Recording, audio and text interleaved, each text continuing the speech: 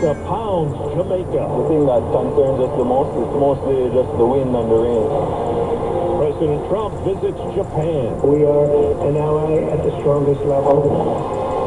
Food benefits set to expire. This should not be a political issue. This should be a human privilege to be fed.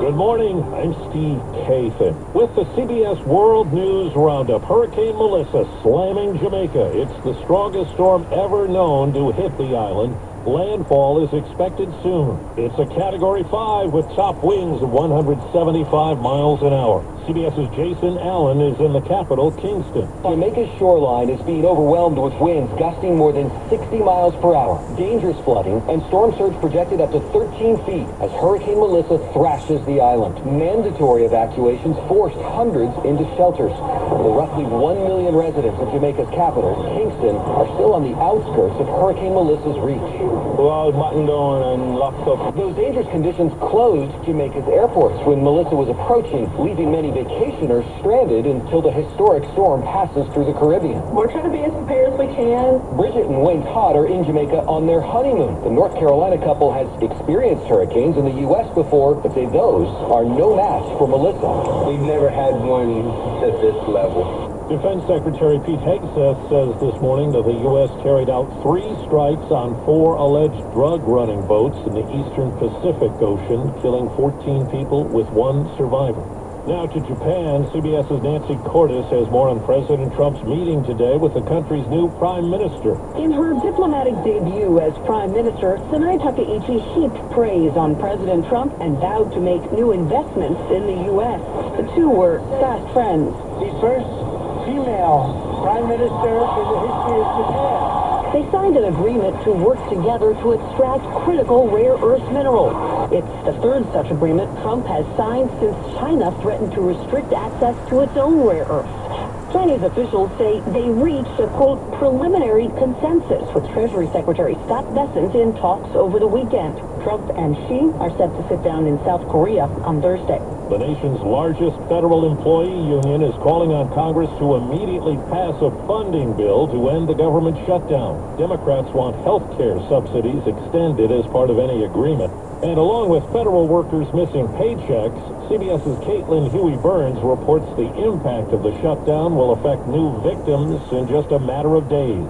Aaron Annis is one of more than 40 million Americans who rely on federal food assistance. We're just people that just need to eat. But due to the government shutdown, that help may soon run out. The USDA has declared that there will be no benefits issued beginning this Saturday, November 1st. For Annis, it's a daunting deadline. The Pennsylvania native never thought she'd need SNAP benefits, but 3 bouts of cancer and a double knee replacement left her unable to work. Having those resources, what does it mean for your life? Everything. It means everything to me. Shyla Ulrich is CEO of the Central Pennsylvania Food Bank and is expecting demand to increase. People are scared. The moment where people don't know and understand what's about to happen, whether or not they'll get those benefits should the government open back up or when. A Utah judge has ruled that the man charged with killing Charlie Kirk can appear in court wearing street clothes but must be physically restrained due to security concerns. Attorneys for 22-year-old Tyler Robinson said images of him shackled and in jail clothing would spread widely in a case with extensive coverage.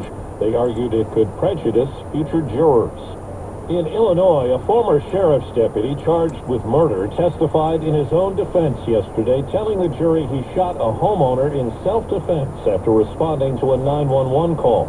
Prosecutors say he lost his temper. CBS's Jerika Duncan. Sean Grayson testified for roughly an hour Monday, telling the jury he believes Sonia Massey was possibly under the influence of something on the night he shot her. Prosecutors allege the former Sangamon County Sheriff's deputy killed Massey, who was unarmed in July of 2024. Grayson and another deputy were responding to Massey's 911 call about a reported prowler.